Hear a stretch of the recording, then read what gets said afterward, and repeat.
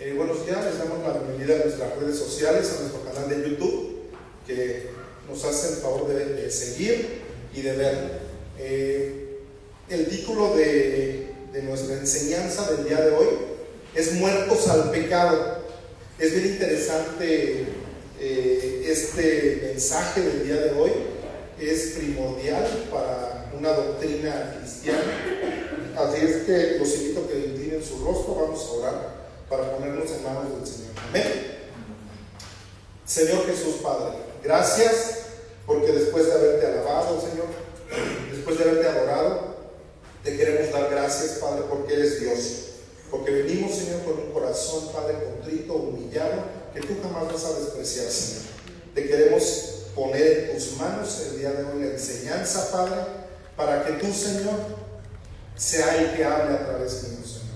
A las personas que nos siguen a través del internet, Señor, las personas que están aquí presentes, mis hermanos, Señor, yo los bendigo esta mañana. Señor, que tú pongas, Señor, en su mente la palabra, Señor, que sea para ellos de bien, Señor, que va a crecer como una semilla y que va a dar fruto, Señor. Yo te ruego, Padre, que esta palabra dé fruto en sus vidas, Señor, porque es un tema primordial, muertos al pecado, Señor. Que tengan, Padre, que esta palabra caiga en tierra fértil, Señor, que sea tierra fértil, Padre, para que dé fruto. Te lo pido en el nombre de Jesús. Amén. Abran sus Biblias, hermanos, en Romanos 6. Ya vamos a otro capítulo. Es bien fundamental. Estoy cosiendo, una disculpa, pero he estado una semana medio enfermo de gripa. Pero bueno, nos toca Romanos 6. Vamos a ver el versículo 5 al 7. Amén. Dice así: porque si fuimos plantados juntamente con Él en la semejanza de su muerte. Es interesantísimo esto. Porque si fuimos plantados juntamente con Él en la semejanza de su muerte, así también lo seremos en la de su resurrección.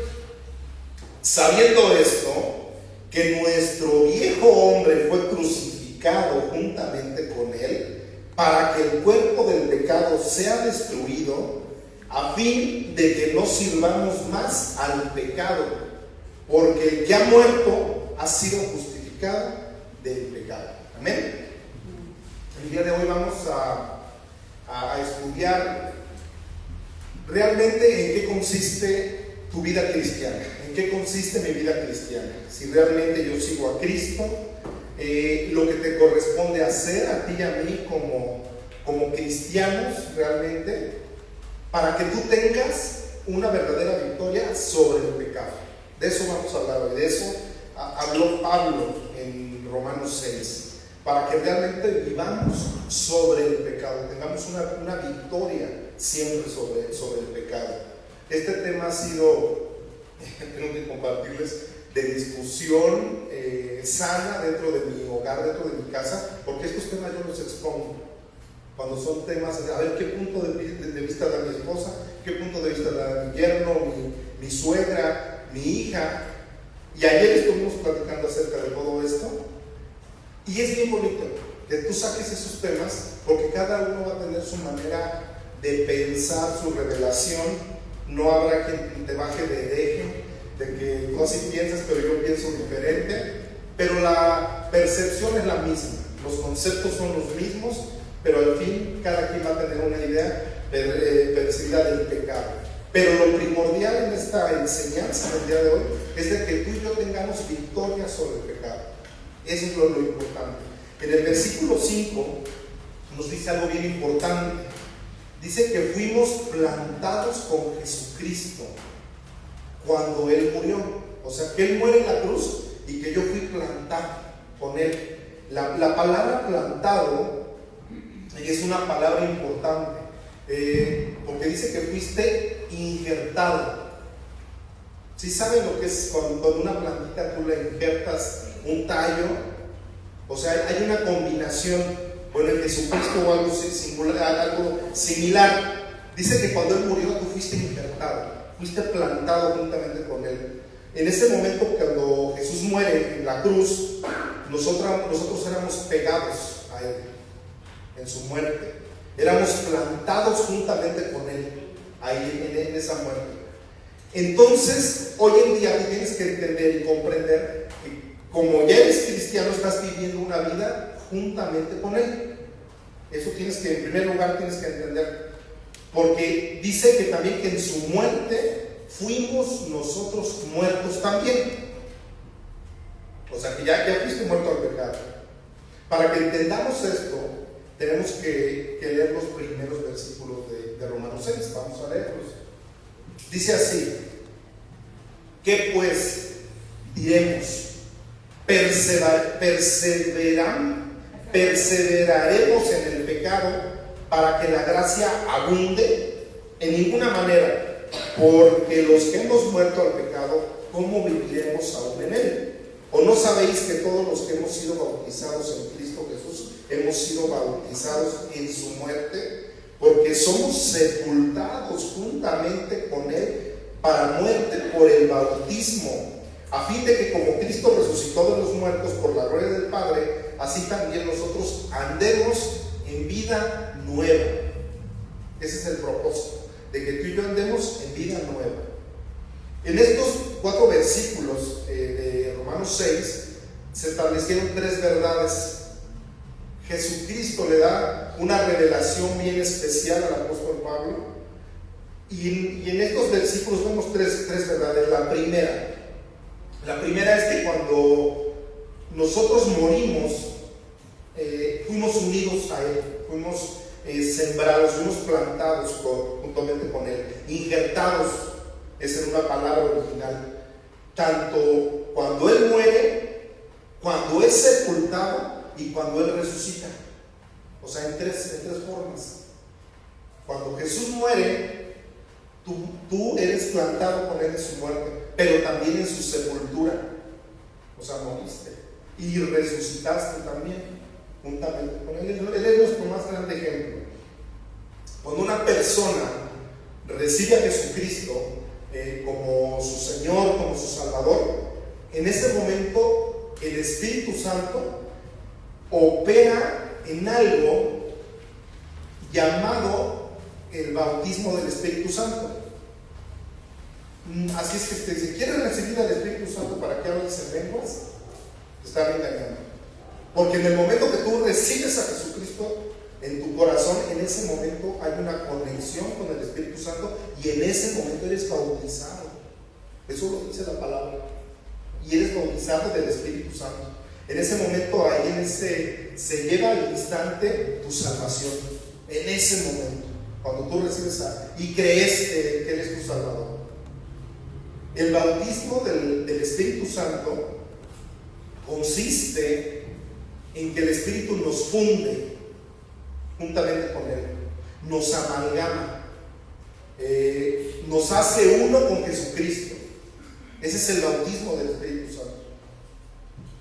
Pero te hace uno con Jesucristo en su muerte, en su sepultura y cuando Él resucita. Es bien interesante, es una teología bien grande y que tenemos que entenderla aquí para que la podamos bajar acá en nuestro corazón. El bautismo, cuando tú recibes a Jesús, ese bautismo del Espíritu Santo, es una operación mediante la cual tú y yo somos hechos uno con Jesucristo. O sea, quedas uno con Él y eres partícipe ya de toda la vida, la muerte y la resurrección de Jesucristo. Es maravilloso, es grandísimo, de esa oportunidad que te da Dios, de que tú solamente creas. Cuando tú moriste, lo que hizo Jesucristo fue pagar tu culpa del pecado, esa culpa que Jesucristo pagó. Dice la Biblia que la paga del pecado es la muerte, porque tú y yo merecíamos morir.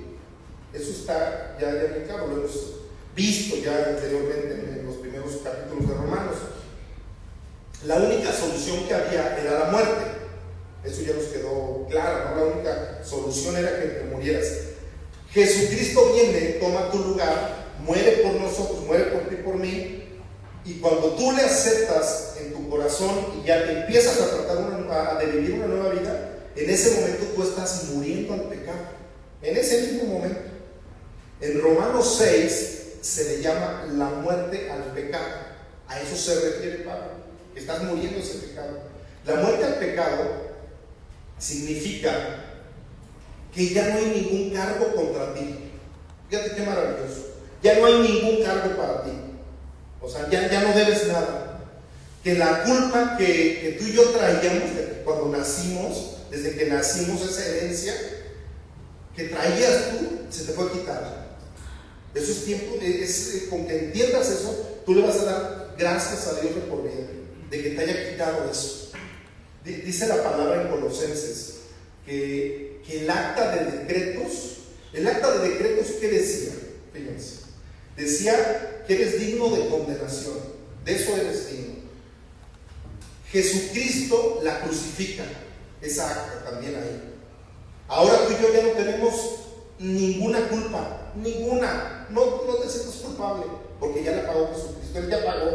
Él pagó tus pecados pasados, está pagando tus pecados presentes y ya pagó los futuros.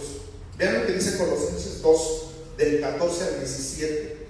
Vean lo que hizo Jesucristo. Dice: anulando el acta de los decretos que había contra ti, contra mí, contra nosotros, que nos era contraria, quitándola del medio y clavándola en la cruz, y despojando a los principados y a las potestades, los exhibió públicamente, triunfando sobre ellos en la cruz.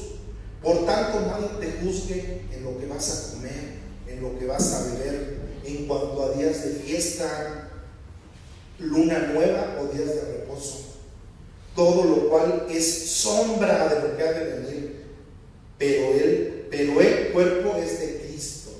Amén. Es increíble esto. O sea que Jesucristo ya pagó toda la culpa que tú y yo traíamos, toda esa culpa del pecado, toda esa herencia ya está borrada. Lo que merecía pagar ya se pagó. Nuestros pecados ya en Jesucristo está. Otra verdad que está ahí en el versículo 5, de los primeros versículos de Romanos 6, es que Dios no solamente te va a unir con Jesucristo cuando tú le recibas. O sea, no solamente te va a injertar a Él y que nada más te va a separar del pecado, sino que también Dios te imparte su vida. Eso es bien importante. O sea que Dios te va a dar de su naturaleza divina. Reclámala, tómalo, créetela, que eres un hijo de Dios. Jesús entra a morar a mi vida, entra a morar a tu vida, a tu persona, a mi persona, y desde ese momento tú estás recibiendo una fuerza sobrenatural para que tú puedas empezar a pelear con tu antigua naturaleza, la cual también vamos a estudiar. ¿Cuál es tu antigua naturaleza? Esa fuerza es algo sobrenatural que Dios te da y que lo tienes que tomar. Cuando Jesucristo muere, fíjense, cuando Jesucristo muere, no te quitó a ti ni a mí nuestra antigua naturaleza. No te la quitó, te la dejó. Pero si sigue actuando esa fuerza dentro de ti, esa fuerza que puedes tú hacer todo esto para vencerlo. Tampoco te quitó cuando él murió el viejo hombre, porque pues sigo teniendo yo una señal de mi vida pasada, tengo recuerdos y me acuerdo que igual es que mi suegra hizo esto, me hizo aquello, mi jefe me la debe. Entonces tu viejo hombre no te lo quitó, porque no llegó y te puso otra mentalidad y te dijo: a partir de aquí te vamos a resetear. Volveríamos a lo mismo, de que Dios no quiere robots. Dios te da esa libertad, pero te deja todo eso para que luches día a día, para que luches día a día y puedas vencer. Y nos da las armas para que tú puedas vencer sobre el pecado. Y no estoy diciendo que no vas a pecar, diario pecamos 3, 4, 5 veces las que tú me digas y vuelves a caer. Fíjense que estudiando esto te das cuenta que la salvación es triple. Tu salvación es triple. ¿Por qué? Porque Dios te hace libre de la culpa del pecado quedas librado del poder del pecado y vas a ser librado de la presencia del pecado en un futuro. Entonces tu salvación es triple. La culpa del pecado, hermanos, es la muerte eterna. La culpa que tú y yo traíamos es la muerte eterna. Es el infierno el que te merecías. El infierno es una separación de Dios con el hombre. Ese es el infierno. Pero si yo recibo a Jesús, dice que ya no tengo ninguna condenación. Ya no estoy condenado. O sea que ya no hay castigo para mí. A pesar de que peco diario. Ya no tengo yo ningún castigo. Tú y yo seguimos pecando, ¿sí o no? Porque nuestro viejo hombre no nos quitó, ni nuestra antigua naturaleza. La Biblia dice que yo soy una nueva persona. Soy una nueva criatura, lo declara la Escritura, ¿no? Dice un cantante cristiano. Soy una nueva persona y lo tengo que creer. Y dice también que mi viejo hombre murió. Entonces, encuentra incongruencias en la Biblia. ¿Qué significará todo esto entonces?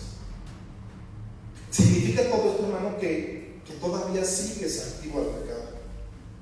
Que tú y yo seguimos activos al pecado. Pero hay una diferencia al cristiano, al no cristiano, que el pecado ya no me puede dominar a mí. Ya no me domina. O sea, yo ya no soy esclavo del pecado. Un alcohólico está esclavizado en el alcoholismo.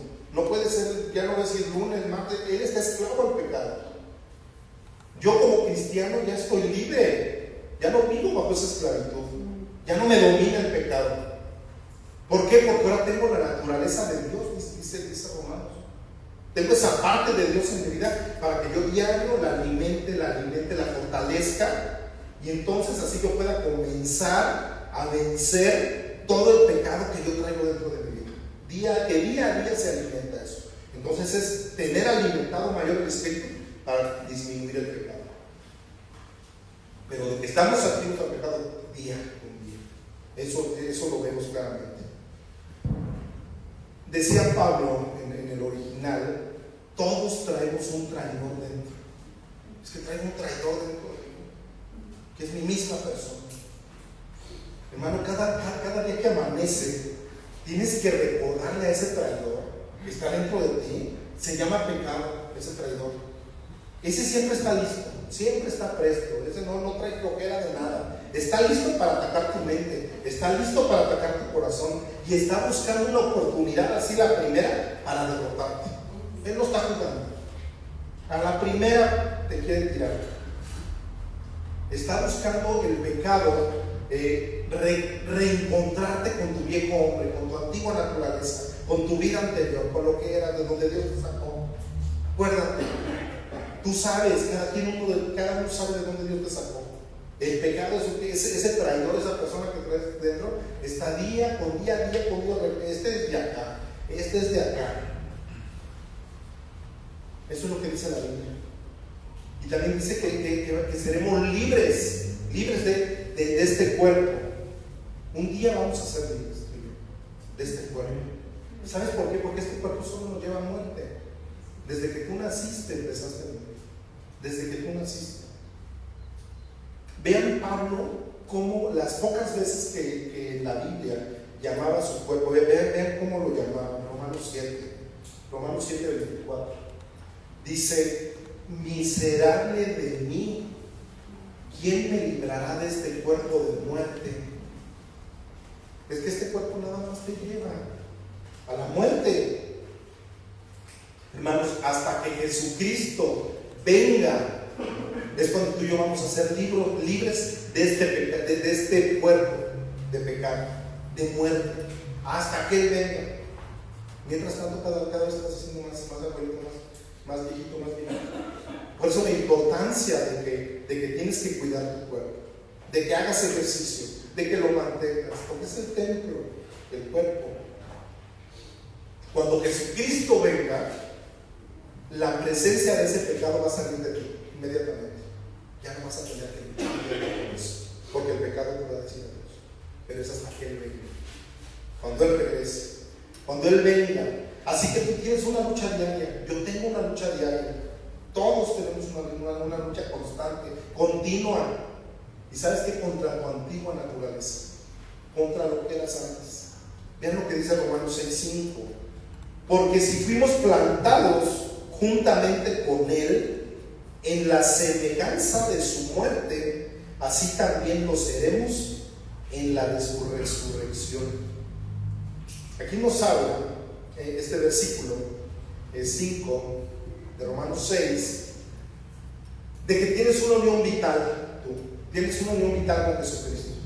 Que el cristiano, que el que ha decidido seguir a Jesús, está participando de esa unión. Una unión vital, es una unión orgánica, que está muy de moda lo orgánico. Algo vivo con Jesucristo resucitado. Eso es algo orgánico, algo que tiene vida. Unión vital, algo que siempre va a estar vivo, que no tiene muerte. Diario. El pecador y Jesucristo fueron unidos en la misma muerte en la cruz. Eso dice Pablo. Bueno, la muerte de Jesús fue una muerte vicaria, la muerte de Jesucristo. La palabra vicaria es una palabra griega. Es la palabra vicos, arios, de ahí de la palabra vicaria, porque la muerte de Jesús fue una muerte vicaria. Significa en lugar de nosotros. Eso es la muerte vicaria de Jesucristo. En lugar de nosotros.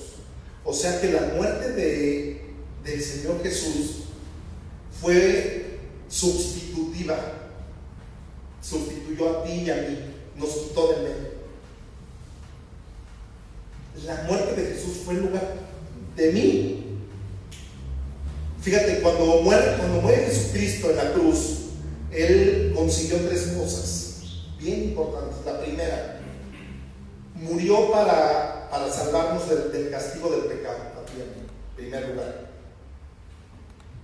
A esa doctrina se le llama en la Biblia doctrina de expiación. Cuando Dios te salva en la cruz del castigo del pecado, o sea, de que ya no te van a castigar más por esa acta de decretos que había, en la Biblia, en teología, se le llama doctrina de la expiación.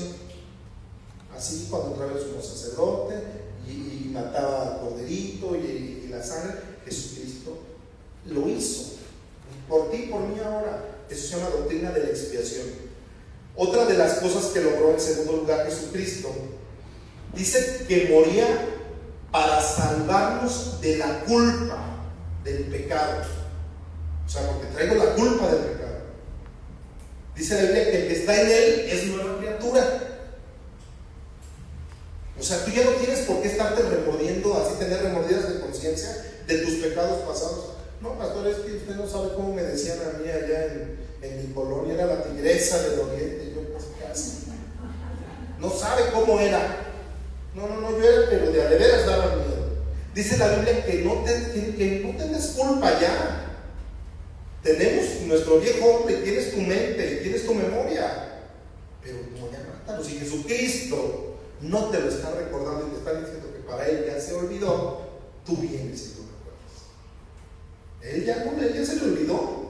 Dice que tienes una vida nueva ahora. Creerle, hay que creerle, tú hay que creerle a Él. O sea, ya creerle que Jesucristo ya me perdonó, de a de veras.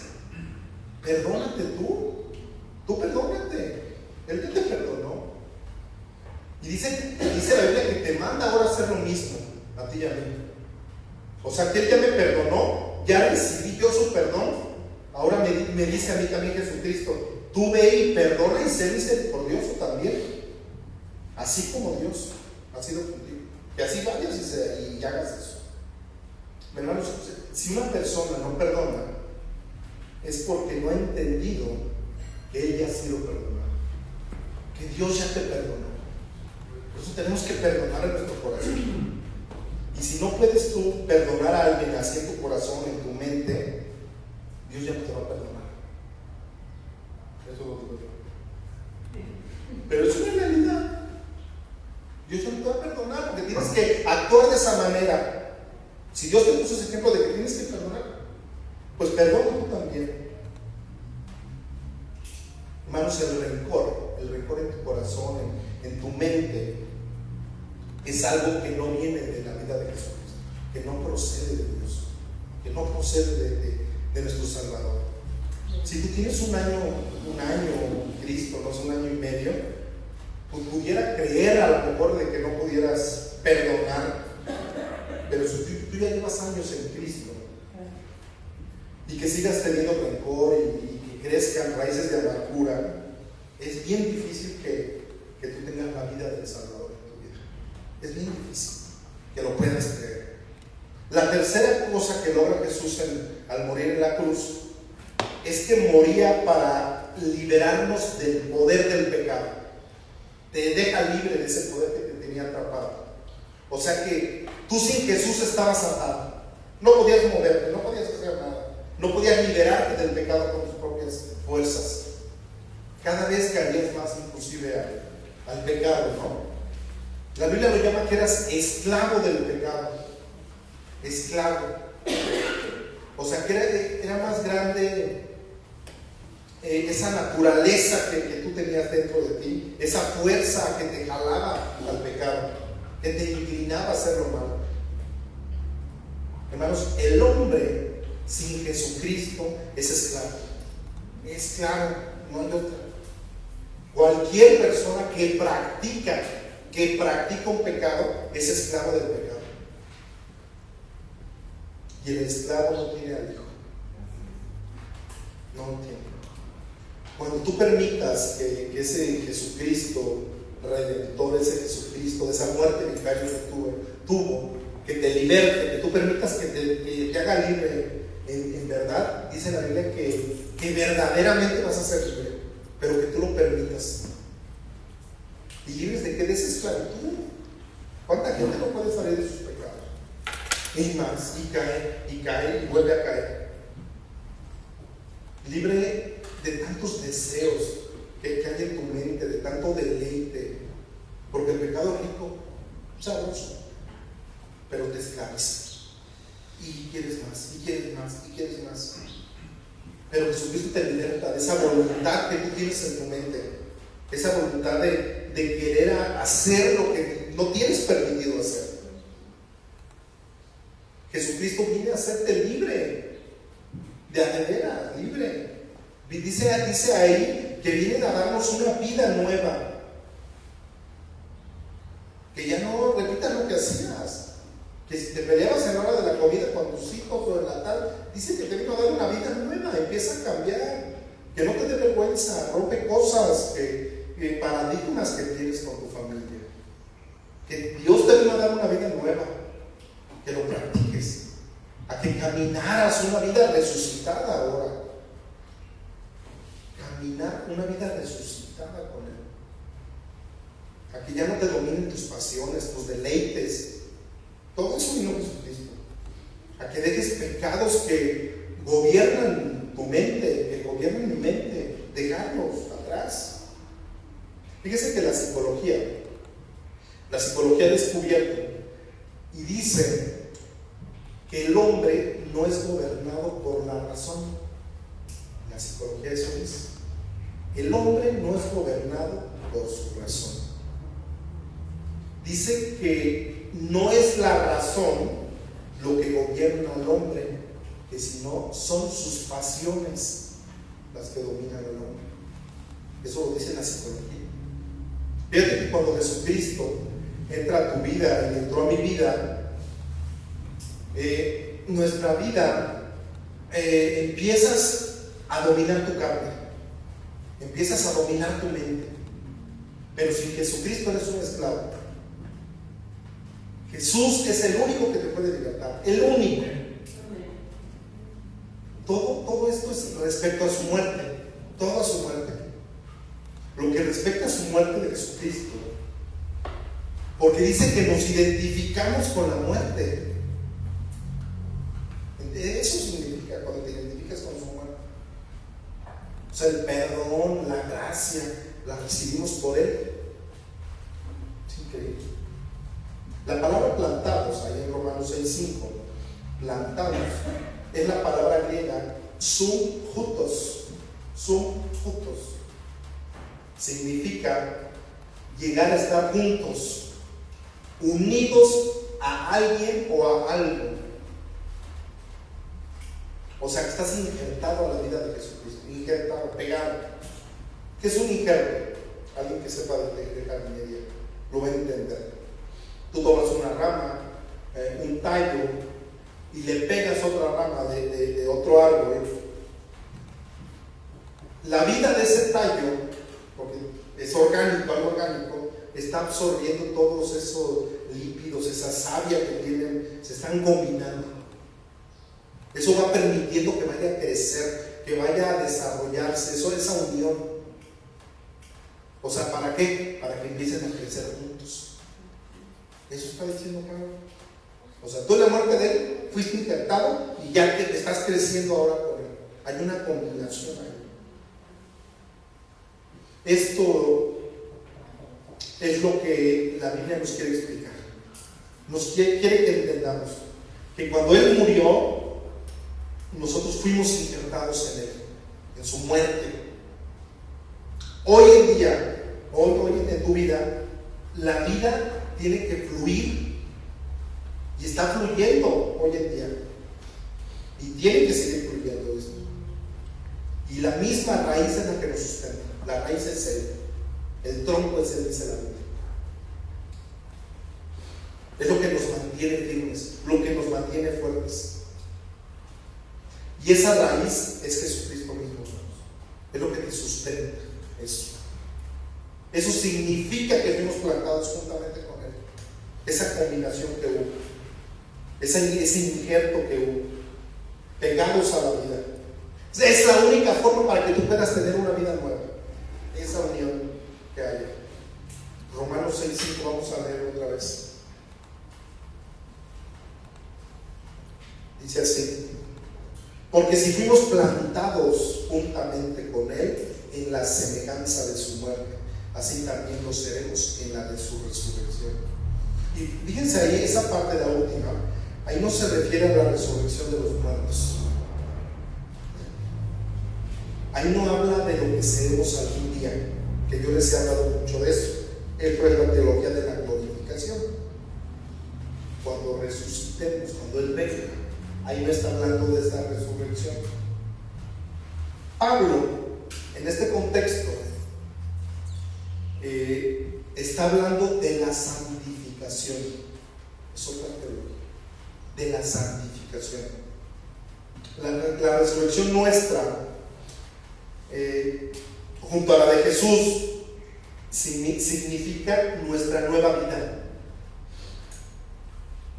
O sea, si fuimos plantados y morimos con él, debemos nosotros andar en vida nueva. Es el resultado. Ahora, vean lo que dice Gálatas 2:20, para que le entendamos a Romanos 6:5. Dice: con Cristo estoy juntamente crucificado, y ya no vivo yo, mas vive Cristo en mí. Y lo que ahora vivo en la carne, lo vivo en la fe del Hijo de Dios, el cual me amó y se entregó a sí mismo por mí. Amén. Es el mismo injerto, que es lo que está hablando en Romanos. Es lo mismo, es la misma unidad. Dice que estamos juntamente crucificados.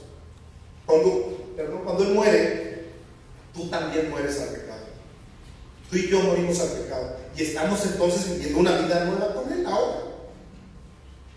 En Romanos 6, Dios nos está diciendo, y a ti y a mí esta mañana, de esta manera: quiero que sepas que ya eres libre. Y eres libre para vivir una vida nueva. Creer o nada más. Hay que creerlo. Y nos tenemos que considerar, hermanos, que no tenemos ningún cargo ya, ninguno de parte de Dios. Ya no hay nada, ya eres libre. Si Dios nos perdona, hermanos, ¿quién te va a poder condenar? Nadie. Si Dios Dios con nosotros, ¿quién contra nosotros? Dice la Biblia, nadie. Vamos a Corintios para que veamos esta misma situación. en 2 de Corintios 4:16, perdón. Dice así: por tanto, no desmayamos, antes desgastando el interior, no obstante se renueva, aunque nuestro hombre exterior se va de día en día. Dante la mano, repetía sus ideas Pablo a diferentes países, a diferentes iglesias, a diferentes pueblos. Ahí lo vemos. Fíjate que en este versículo de 2 de Corintios, ahí vemos dos hombres, un hombre interior y un hombre exterior. ¿Sí o no? Y la Biblia habla de eso, de que tenemos un hombre interior y de que tenemos un hombre exterior. Dice Pablo ahí que el hombre exterior, o sea, lo que nuestros ojos ven, lo que tú y yo vemos, que este cuerpo que tenemos no ha sido redimido. El cuerpo, nuestra carne no ha sido redimida. Dice que sí fuimos crucificados con Él, pero tu cuerpo, así, mira, cuando vayas a hacer algo, ya estoy en la carnita. Así decía uno de mis mejores pastores, el pastor Abraham. Ande así, estás en la carnita, todavía, porque no fuimos redimidos de nuestra carne ni de nuestro cuerpo. ¿Por qué? Si se hubiera quitado eso, hubiera sido más fácil. Hermanos, mientras tú y yo vivamos en este cuerpo, vas a estar sujeto a enfermedades. Cada vez te vas a hacer más viejito, cada vez más achaques vas a tener, cada vez más canas te vas a tener, te pongas así como Andrés Manuel, bien blanco de la cabeza. Cada vez vas a oír menos, cada vez vas a ver menos. O sea que tu cuerpo se está acabando, se va a estar acabando y acaba tu cuerpo. ¿Y sabes hasta dónde se va a acabar tu cuerpo? Hasta que llegues al polvo. Hasta ahí se va a acabar tu cuerpo. Ese polvo donde fuimos creados, vas a regresar. Cuando tú regresas al polvo, ya sucedió algo dentro de ti. Cuando ya hueses, la Biblia lo dice. Dice que hay una nueva vida y hay una nueva criatura. Y esa nueva criatura está interna, está dentro de ti. Y cada día tiene que ir creciendo y tiene que ir fortaleciéndose día con día, diario. Lo importante, hermanos, para nuestras vidas es que tú ya sabes que este cuerpo se va a acabar, que te vas a morir, que después va a regresar al polvo, que tienes que vivir para tu espíritu. Ese tiene que ser tu ideal, vivir para nuestro espíritu. Y que no satisfagas todos esos deseos de tu cuerpo, todos estos deseos de ¿qué? De tu carne. Porque este cuerpo exterior lo va queriendo diario. Y esto se va a acabar. Esto se va a ir a la tierra otra vez. Entonces te tiene que preocupar tu espíritu. Eso no tienes que fortalecerlo. Porque esto quiere pecar diario. Dice Pablo, en la carne, eso Jesucristo no lo santificó, no lo redimió. Bien tremendo. Tenemos que enseñarnos, hermanos, a no darle de comer a la carne, de que vivas en el espíritu. Y es una guerra diaria, es una guerra, una lucha diaria. La enseñanza principal, hermanos, está en Romanos 6:6. Yo creo que de todo, hermanos. Y si entendemos eso, ya acabamos con Roma. Vean lo que dice Romanos 6:6.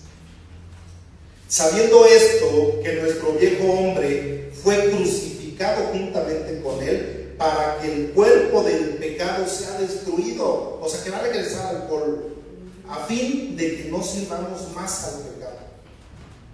Ahí notamos tres cosas también en ese versículo. 1, el viejo hombre. 2, el cuerpo del pecado. Y 3, el pecado.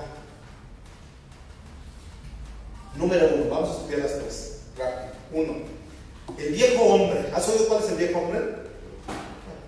En el original griego existen dos palabras, hermanos, para la palabra hombre. La primera es antropos. Antropos son dos palabras que se hicieron una, antropos. De ahí viene la palabra antropología. La antropología significa el estudio del hombre o la ciencia que estudia al ser humano pero en una forma integral. Esa es la palabra antropología, de ahí viene el antropos. Esa palabra antropos en el griego significa toda la raza en general, toda la raza humana en general. Ahí te está involucrando a hombres y mujeres. No hace distinción de género, es hombre y mujer, la antropología. La segunda palabra que se utilizó en el griego para hombre es amer, A-M-E-R. Aquí se refiere a una persona del género masculino nada más. En el griego viene de esa manera. Pero en Romanos 6:6 se utilizó la palabra antropos, de donde viene antropología, el estudio del hombre. Pero ya les dije que involucra tanto al género femenino como al género masculino. Aquí no hay un tercer género. Para todos los que nos ven por internet, aquí no hay un tercer género. Desde los griegos, antropos es hombre, mujer, nada más. Ahí nos dice que nuestra vieja naturaleza, o sea, lo que eras antes, la raza que eras antes de que tú murieras, esa muerte con Jesucristo, que ya murió cuando Jesucristo murió. ¿Sí me explico? Que eso que eras antes, lo que eras antes de tu ser muerto, que ya murió ahí en la cruz. Para la palabra viejo, hay dos palabras también en el griego. La primera es archaicos o arcaicos, le pega más arcaicos. De ahí proviene la palabra arcaico. Significa viejo, pero en relación con el tiempo. Así es que ya es de leer arcaica, ¿no? Mi abuelito, ¿cómo decía? También arcaico, mi abuelito. O sea, es eso. Va en relación de viejo, pero por el tiempo, ¿no? Es que mi cámara ya está bien arcaica, ¿no? Así dice, ¿no? Ya me voy a comprar el iPhone X, porque ese está pero al día, ¿no? La otra palabra griega para viejo es palaios. Así como lo escuchas, palaios. Significa viejo, pero en relación con el uso, que ya no sirve, que ya está gastado. Entonces ya no le digas a tu esposo, ¿qué pasó, viejo? Ven, Javi. Dice que ya está desgastado por el uso. Eso dice la palabra griega. Muchas mujeres así, oye viejito, oye viejo, tienes razón, porque estás usando. Es una palabra griega. Palaios significa viejo en relación con el uso. Mejor dile mi amor. Dice que ya no sirve la palabra palaios, que ya no sirve cuando es viejito, que ya no sirve, que está gastado. Bueno, en Romanos 6 se utilizó esa palabra, la palaios, la que va en relación con el uso. Entonces, ¿quién es el viejo hombre? Antropos, palaios. Imagínate, un hombre usado. Ese es el viejo hombre. Ahí no estamos hablando de nuestra antigua naturaleza, Estamos hablando del viejo hombre. Ya vimos que es de mujer y hombre de los géneros. ¿Sí está entendido? Okay. Porque ya no se acuerda, hay que explicarse. Por el significado, hermanos, de las palabras griegas, deduces que el viejo hombre se refiere a lo que tú y yo éramos antes. ¿Ok? Ponle el pecado que tú tenías, eso eras antes, ese era tu viejo hombre. Porque dice que ahora tenemos que andar en vida nueva, ¿no? Y no en la iglesia de vida nueva, no, en vida nueva. Eso dice Pablo, esa revelación tenía. Lo que yo era antes, que yo era bien alcohólico. Ese era tu viejo. No, yo la señora la traía pero cortita, y que ni volteara ni para la izquierda ni para la derecha. No. Habla del viejo hombre. O sea, habla de tu vida egoísta, ese viejo hombre. Habla de esa enemistad que hemos hablado mucho aquí, esa enemistad que existía contra Dios. Habla de tu vida muerta espiritualmente hablando. Eso es lo que se murió en la cruz. ¿Ya le vamos entendiendo, Pablo? Eso es lo que se murió en la cruz. Por eso fuiste injertado con él en su muerte. Todo eso se murió ahí, en la cruz. O sea, ya se acabó mi enemistad con Dios. Ya no estoy muerto espiritualmente. Ahí nací de nuevo, dice que tengo una vida nueva. Amén. Padrísimo, ¿no? O sea, antes de que tú y yo conociéramos de Cristo, de Jesucristo, éramos pecadores. ¿Sí? Ok. ¿Cuál es la diferencia entonces ahora? Porque yo les dije hace rato que pecamos diario, ¿no? Entonces, si yo antes de conocer a Jesús yo era pecador, ¿hoy qué soy? ¿Cuál es la diferencia entonces de ser cristiano? Que yo ya no soy pecador. ¿Somos pecadores o no somos? Sí. ¿Ok? Sí somos pecadores, claro. Pero ahora tenemos una ventaja, que ya somos perdonados. Ya nos perdonó Dios. Somos pecadores perdonados. Esa ventaja tenemos por conocer a Jesucristo. Y esto no te da permiso para que andes pecando y para que sigues de pecado. Porque dice que vas diario disminuyendo tu camino hacia el cielo y muriendo la carne. O sea que si decías 10 groserías, tu mañana digo 9 y el miércoles digo 7 hasta que desaparezca y ya no voy a decir ni una grosería, porque van renovando. Pero no porque Dios ya soy pecador perdonado, pues mañana digo 12 groserías y luego 13 y ya no me importa. No, dice que va renovando tu interior, lo va renovando día con día. El viejo hombre, hermano, se refiere a todas estas cosas que éramos antes de que lo conocieras. Entonces, si conoces a Jesús, pues te lleva una excelencia y ya no voy a decir groserías. Así. Y si tú y yo morimos en la cruz juntamente con Él, entonces ¿por qué tú y yo seguimos teniendo esos deseos pecaminosos? ¿Por qué?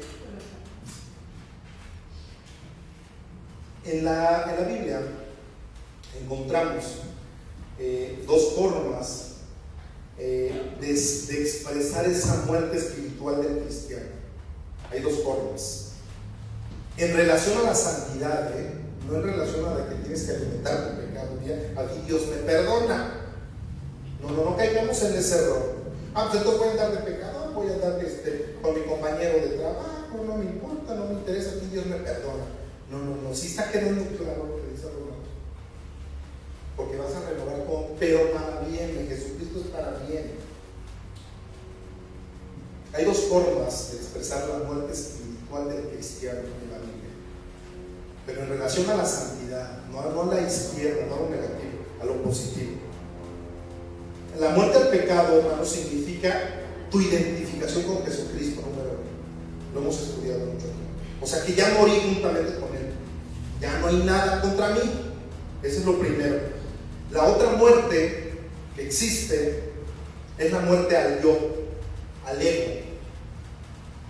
Jesús dice: el que no cargue su cruz no puede ser mi discípulo. La cruz, hermanos, es un instrumento en la época de Jesús, y 200 años antes y como 100 años después de Jesucristo, fue un instrumento de muerte. Cargar una cruz significaba, o tiene que significar hoy en tu vida en día, es sufrir por Jesucristo, de que tienes que sufrir por Él. O sea, que ¿cómo voy a sufrir por Él? Que cada día voy a sacrificar mis deseos. Eso es cargar tu cruz. Que voy a sacrificar mis deleites carnales. Esto es que te estoy hablando. mis deseos de lo que estoy viendo. Apágale, cámbiale. Vivir una vida para Jesucristo es eso. Eso es morir al ego. Que te despojes todos los días, diario. Vean lo que dice Efesios 4:22. Seguimos con Pablo, porque todo en relación a Pablo. Efesios 4:22 al 24. En cuanto a la pasada manera de vivir, despojaos del viejo hombre que está viciado conforme a los deseos engañosos, y renovaos en el espíritu de vuestra mente, y vestíos del nuevo hombre, creado según Dios en la justicia y santidad de la verdad. Por eso es que la salvación es bien. Por eso. Porque esa experiencia que tú tienes en la cruz tiene que ser una experiencia diaria y no una experiencia para que te vayas a pecar. El que piense de esa manera no sabe nada. Nada. Porque tu experiencia en la cruz tiene que ser diaria. Diaria, por eso nunca la vas a perder. Por obviedad. Porque estás en camino de santidad. Por ese simple hecho. En Romanos 6:6 vemos otra palabra. La palabra el cuerpo del pecado. El cuerpo del pecado. Ahí sí se refiere a esa naturaleza pecaminosa, a la que tenemos. Y esto es expresado en la palabra, hermanos, por medio del cuerpo. Pero les digo algo, el cuerpo no es malo. Estudiando esto, el cuerpo no es malo. Fíjense, los griegos decían, y me refiero a los griegos porque los griegos son los más grandes pensadores hoy en día que Sócrates, que Platón. Hoy en día en las universidades no se quieren enseñar. Bueno, esa gente pensante de aquí, los griegos decían que el cuerpo era malo. Vean su manera de pensar. Que el cuerpo era malo y que el espíritu era bueno. Se refiere todo esto a que si el cuerpo era malo y el espíritu bueno, entonces me puedo emborrachar lo que yo quiera, hasta perderme. Puedo fornicar las veces que yo quiera. Puedo adulterar las veces que se me dé mi regalada gana. Porque Dios no se fija en el cuerpo, dicen los griegos. Pues Dios no se fija en el cuerpo. Porque el cuerpo está condenado, no al cuerpo. Entonces hay que darle vuelo a la leche. No hay que confundirnos, por eso es que el cristiano se confunde. Porque piensa como griego, que está pensando acá.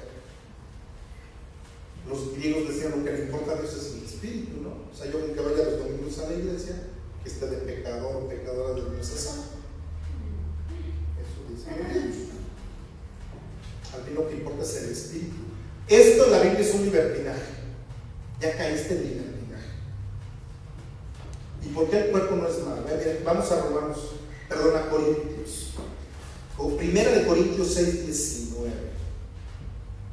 ¿O ignoráis que vuestro cuerpo es templo del Espíritu Santo, el cual está en vosotros, el cual tenéis de Dios, y que no sois vuestros? Entonces no es tu cuerpo. Entonces yo no puedo emborracharme, y yo no puedo drogarme, yo no puedo fumar, porque le va a hacer mal a mi cuerpo. Y el cuerpo es el templo del Espíritu de Dios. Entonces yo no puedo fornicar. Estoy en contra de mi cuerpo.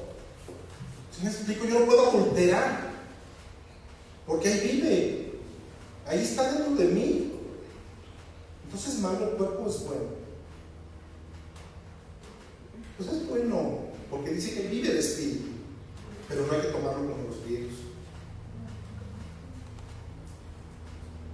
Hermanos, Dios no puede habitar en un cuerpo que sea malo, que esté lleno de pecado. Dios no puede habitar ahí. Cuando ustedes escuchen o lean en la palabra, en la Biblia, cuerpo, fíjense, cuando escuchen o lean la palabra cuerpo, se refiere a nuestro cuerpo exterior. Siempre. Por eso hay que cuidarlo. Hay que peinarlo. Hay que bajar de peso. Ponte cremitas, ya estamos arrugaditos. Hay que hacer ejercicio. Cuídalo. Cuidar nuestro cuerpo. Cuando tú escuches la palabra carne en la Biblia, Vamos a Gálatas, que nos diga Gálatas 5, 16 y 17. Dice: digo pues, andad en el Espíritu y no satisfagáis los deseos, dale así, de la carne, porque el deseo de la carne es contra el Espíritu y el del Espíritu es contra la carne, y estos se oponen entre sí para que no hagas lo que tú quieras. Griego, mentalidad griega. La palabra carne es una palabra griega, porque me voy a griego, pues así fue traducida la Biblia en griego, y del griego para nosotros, ¿no? Ok. La palabra carne es la palabra soma, S-O-M-A, soma. Esa palabra se usa para cuerpo. Para carne es la palabra sarx, S-A-R-X, sarx. Es cuando, hermano, tú vives en tu antigua naturaleza, la que todavía te puede dominar. Es eso.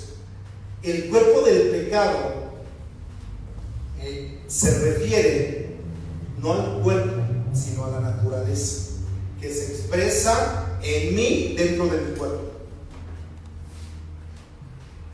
O sea que dentro de mí hay una fuerza que es la fuerza del mal.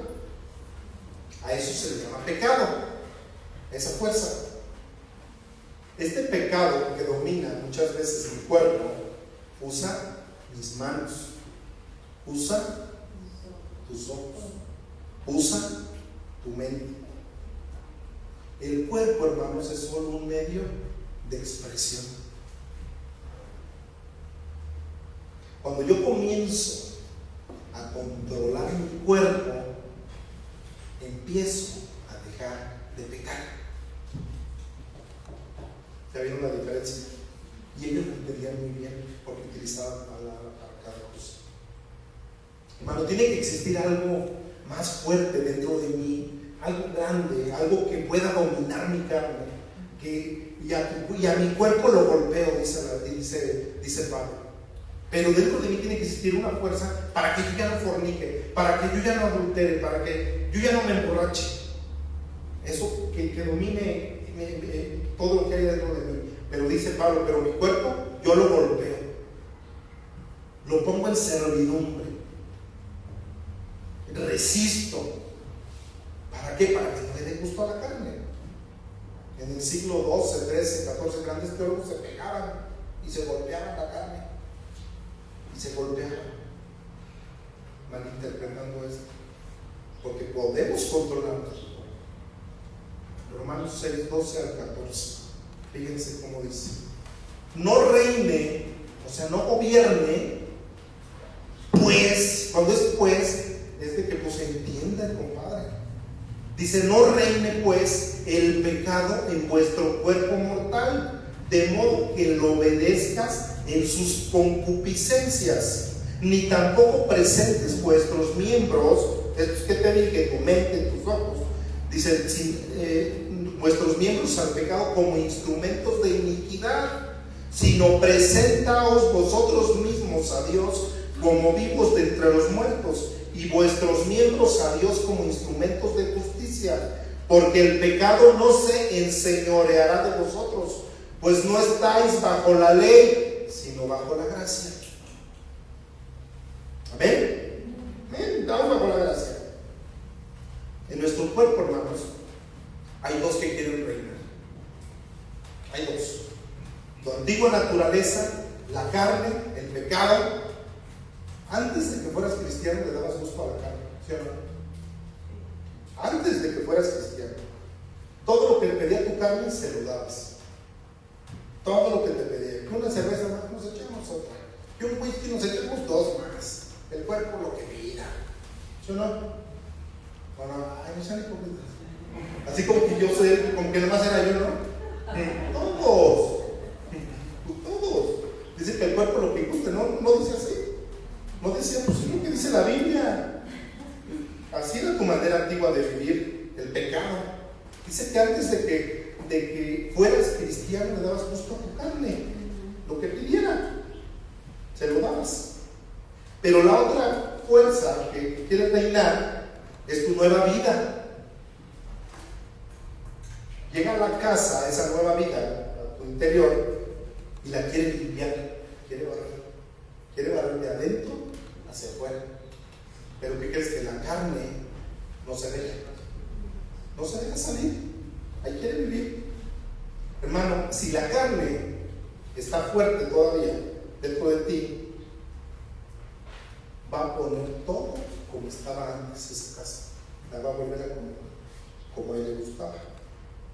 Pero si tú tienes verdaderamente el Espíritu Santo, entonces vas a dejar que Él, Jesucristo, el Espíritu Santo, haga lo que quiera hacer y no lo que yo quiera, lo que yo desee, lo que yo quiera hacer.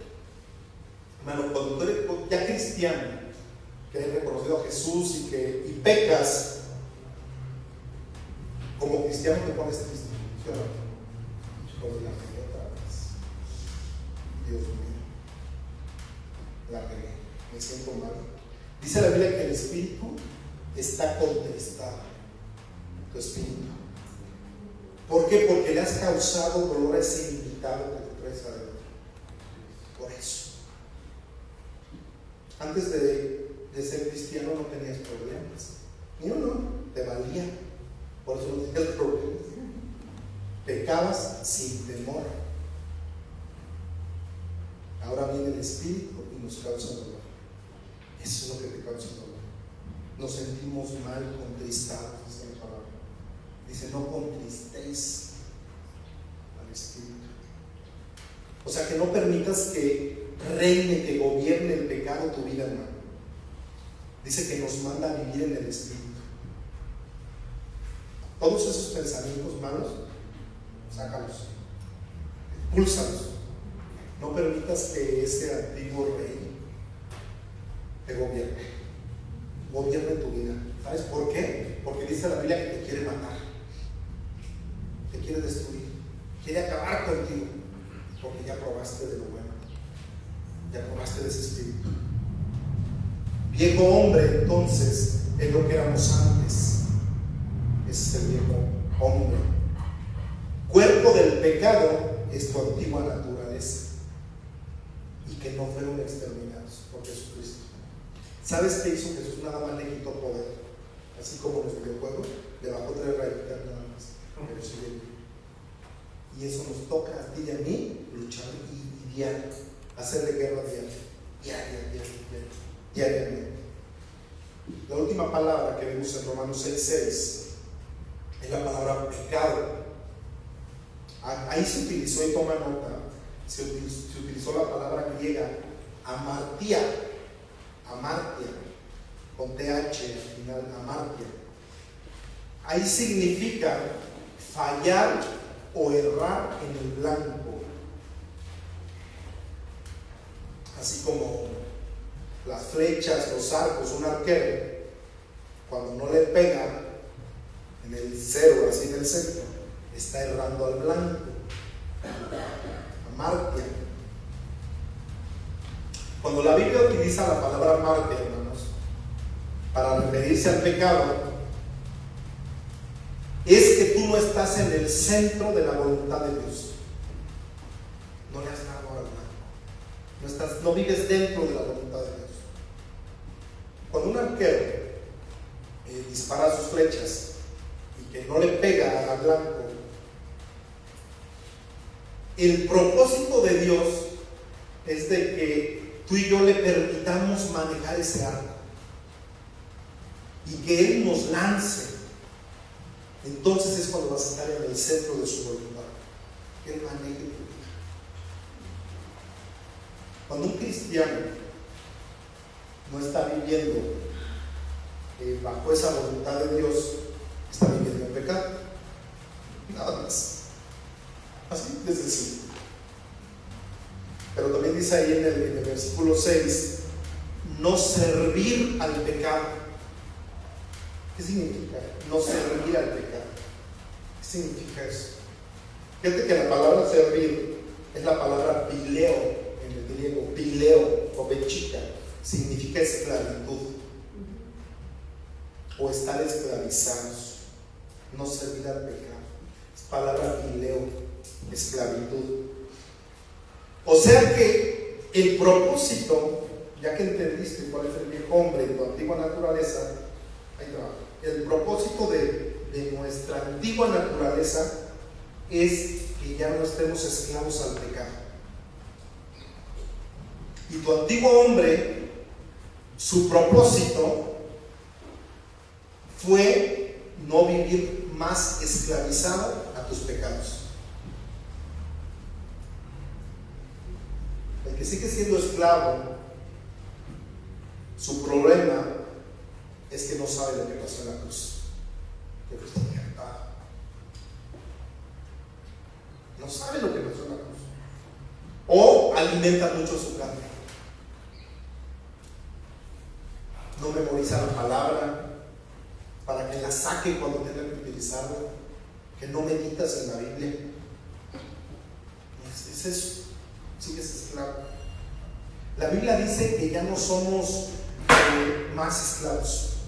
Eso dice la Biblia, que ya no somos esclavos. Y que ya no tenemos por qué estar en esclavitud. Eso dice la Biblia. Y claro que puedes dejar cualquier pecado, el que tú me digas. Dice que el Espíritu de Dios trae libertad. Y Dios quiere que vivas una vida nueva. Es el propósito de Dios. Pónganse de pie, por favor. Vamos a orar.